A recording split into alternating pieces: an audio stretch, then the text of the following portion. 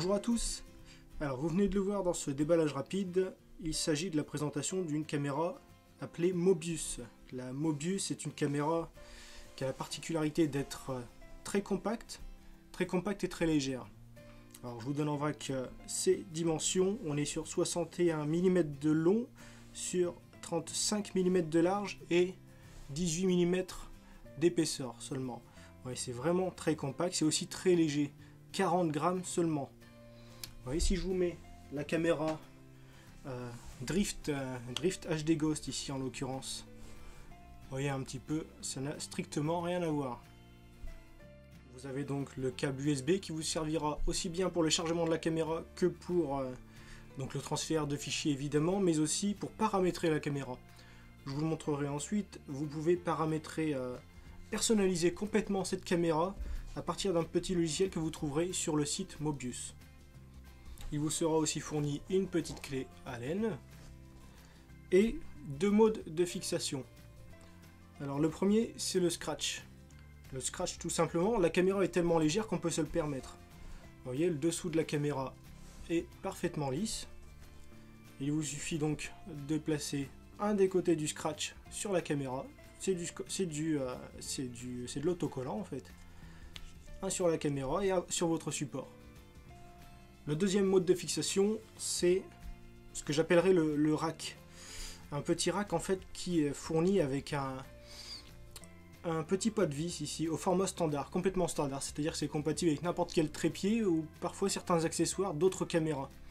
Si je vous montre par exemple le support chez Drift en fait, c'est ce qui se met sous la caméra Drift et c'est ce qui vient se glisser dans les supports qui sont fournis. Alors ce support il se place très simplement.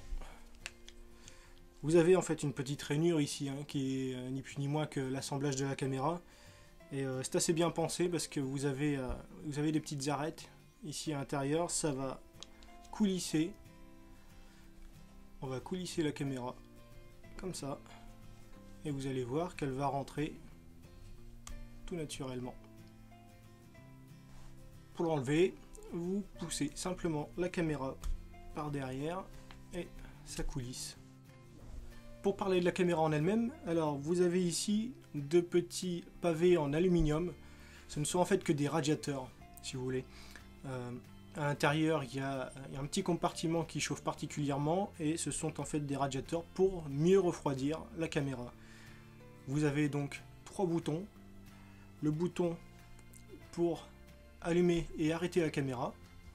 Le bouton M pour choisir les différents modes. Vous pouvez en paramétrer 3. C'est complètement personnalisable. Et le bouton de déclenchement, c'est-à-dire démarrer l'enregistrement de la vidéo ou prendre une photo. Elle est livrée avec un tout petit cache optique.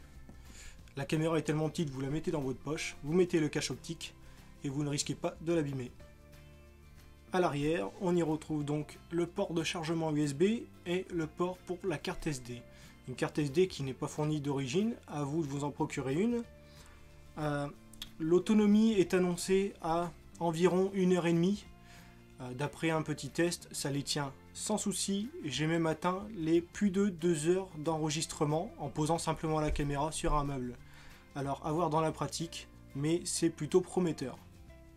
Pour cette caméra, j'avais choisi une carte SD de 16 Go. C'est normalement suffisant vu l'autonomie. Par défaut, la qualité d'enregistrement 1080p est réglée sur 15 mégabits seconde. C'est aussi personnalisable. C'est à titre indicatif la même chose que sur ma Drift Ghost S. Alors en parlant de qualité d'enregistrement, on est sur du 1080p en 30 fps, 30 images par seconde, ou le mode 2 qui est paramétré d'office 720p en 60 images par seconde. Une chose à savoir, c'est que le mode 720p est en fait un crop sur l'image, c'est-à-dire un zoom sur l'image. Et le souci, c'est qu'on risque d'avoir beaucoup plus de tremblements et qu'il n'est pas particulièrement attrayant. Niveau qualité d'image, j'entends. Alors faisons un peu le tour des points positifs et négatifs. En positif, vous allez le voir ensuite, la qualité de vidéo. On a vraiment un bon piqué. On a des couleurs qui sont relativement respectées. Un poids vraiment faible, 40 grammes, des dimensions là aussi très maîtrisées. On est sur un tout petit format. Vous avez donc ce support assez standard avec le pot de vis. Et pour couronner le tout, un prix défiant toute concurrence. On est entre 60 € si vous le prenez vraiment à la source, c'est-à-dire venant de Chine, sur eBay par exemple. Entre 60 € et 85 € maximum de France. Au niveau des points faibles, qu'est-ce qu'on peut en dire? Cette caméra n'est pas étanche. Alors il existe, comme beaucoup d'autres caméras, des petits boîtiers pour la rendre étanche justement, mais c'est pas livré d'origine. Autre chose, vous avez l'angle de vue qui est, on dira, légèrement inférieur à la moyenne, ça tourne à plus ou moins 110 degrés, et puis une batterie qui n'est pas amovible. Alors certains regretteront le fait qu'il n'y ait pas d'écran. Bon, c'est soit un écran, soit la compacité. Hein. Ça, on ne peut pas faire les deux. Par contre, on peut regretter éventuellement le Wi-Fi qui n'est pas présent. C'est une fonction qui peut être pratique, ne serait-ce que pour placer la caméra la première fois. Vous synchronisez avec votre smartphone et ça simplifie grandement le placement de la caméra. Voilà, c'était un retour purement technique pour le moment.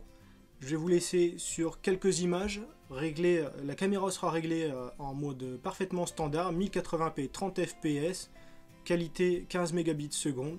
C'est le réglage par défaut dans le mode numéro 1. Vous retrouverez donc plus amples informations dans l'article qui sera associé, je vais vous mettre le lien sous la vidéo. Et puis une deuxième vidéo suivra pour des tests sur le terrain plus approfondis. Donc n'hésitez pas à me poser toutes vos questions, et puis je vous laisse sur ces quelques images.